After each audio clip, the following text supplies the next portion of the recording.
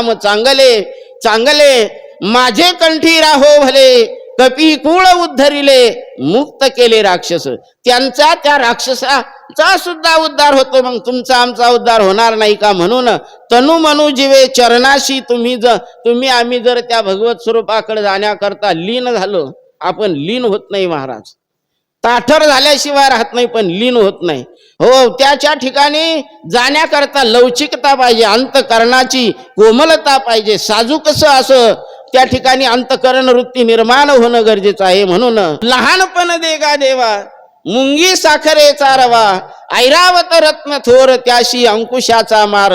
जेवढा जेवढा मोठा होत जाशील, जेवढा जेवढा दिमाखात येशील, तेवढा तेवढा काय अधोगतीला गेल्याशिवाय राहणार नाही. म्हणून त्या ठिकाणी मौन धारण करणं किंवा नम्र होणं, नम्र झाला भूता तेने कोंडिले अनंता. म्हणून साच आणि मवाळ, मितले आणि रसाळ असे शब्द जर मुखातून निर्माण होत असेल, मुखातून बाहेर पडत असेल, तर त्याच्या त्या शब्दातून, त्याच्या वाणीतून, त्याच्या अंगीकृत असणाऱ्या भक्तीचा महिमा तुमच्या आमच्या लक्षात आल्याशिवाय राहत नाही. म्हणून या ठिकाणी ती भक्ती करण्याकरता अमुक एक जातीचाच पाहिजे असं केव्हाही म्हटलं नाही.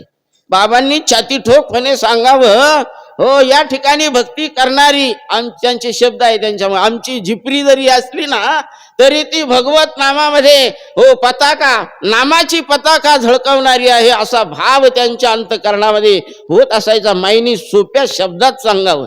सोप्या शब्दात काय सांगावं? अरे जेवढा जेवढा इच्छाशक्तीला धरून जेवढा जेवढा वावरत आहे म्हणे, जेवढा जेवढा आसक्तीला धरून वावरतो आहे, व्यवहार करत आहे, तीच आसक्ती जर नामाकडे जर लावली तर तीच आसक्ती तुझ्या उद्धाराला कारण होणार आहे असं त्यांनी सांगावं. म्हणे बाजारामध्ये जातो, बाजारामध्ये गेल्यानंतर एखादी वस्तू चांगल्या प्रकारची दिसते आणि ती वस्तू घेण्याची अपेक्षा त्याच्या अंतकरणामध्ये निर्माण होते. ती वस्तू घेण्याकरता तो प्रयत्न करतो आणि प्रयत्न करून करून करून ती वस्तू प्राप्त करतो. पण ती प्राप्त झालेली वस्तू ज्या वेळेस तो घरी आणतो, बाईंनी खोऱ्याचं उदाहरण द्यावं माईंनी, आणि माईंनी सांगावं तो खोरं बाजारातून आणलं, त्याला सुताराकडून दांडा बसवून घेतला आणि त्या खोऱ्याचा काय उपयोग केला तर दुसऱ्याचा बांध उकरून माती आपल्या बांधाला लावायचा उपयोग केला. ज्या वेळेस बांधाला लावतो आहे ना म्हणे, त्यावेळेस खोरं समोर राहतं, दांडा त्याच्याकडे राहतो